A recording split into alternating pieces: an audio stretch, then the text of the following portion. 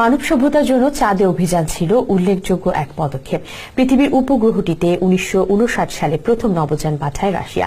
এরপর 1969 সালে 3 নভোচারীকে পাঠায় যুক্তরাষ্ট্রের মহাকাশ গবেষণা সংস্থা নাসা। চাঁদের পিঠে প্রথম পা রাখেন নীল আর্মস্ট্রং এবং অ্যাড্রিন অল্ড্রিন। সেই অভিযানের পর 1972 সাল পর্যন্ত মোট 6 বার মানুষের পা পড়ে চাঁদের বুকে।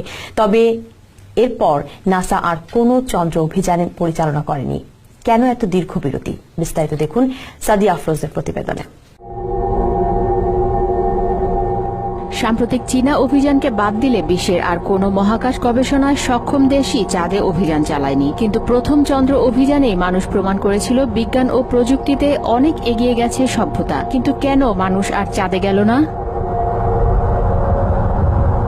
মঙ্গল গ্রহের প্রতি আগ্রহ প্রবল হলেও নাসা থেকে শুরু করে বিশ্বের অনেক দেশই চাঁদে অভিযান চালিয়েছে। কিছুদিন আগেই চীনের পাঠানো রোবটযান জেড রেবি তার চন্দ্র অভিযান শেষ করেছে। তবে দীর্ঘ সময় চাঁদে অভিযান না চালানোর বিষয়ে এলিয়েন বিশ্বাসীদের দাবি, চাঁদে যারা গিয়েছিলেন তারা এলিয়েনের দেখা পেয়েছিলেন। এসব দাবিকে আরও শক্ত ভিত্তি দিয়েছেন অ্যাপোলো 14-তে চাঁদে যাওয়া নভোচারী এডগার মিশেল। এডগার এটাও দাবি করেন, চাঁদে অভিযানকালে তাদের নজরে একটি দুটি নয়, একাধিক অচেনা নভোযান চোখে পড়ে। একই ধরনের দাবি করেছিলেন চাঁদের পিঠে পা রাখা দ্বিতীয় মানুষ বাজ অল্ড্রিনও।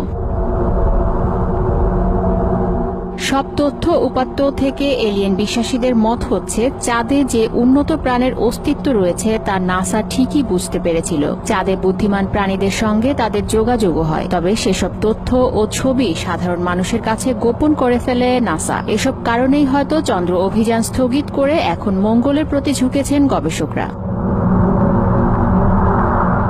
Sadia Afroz, TVN24 news desk.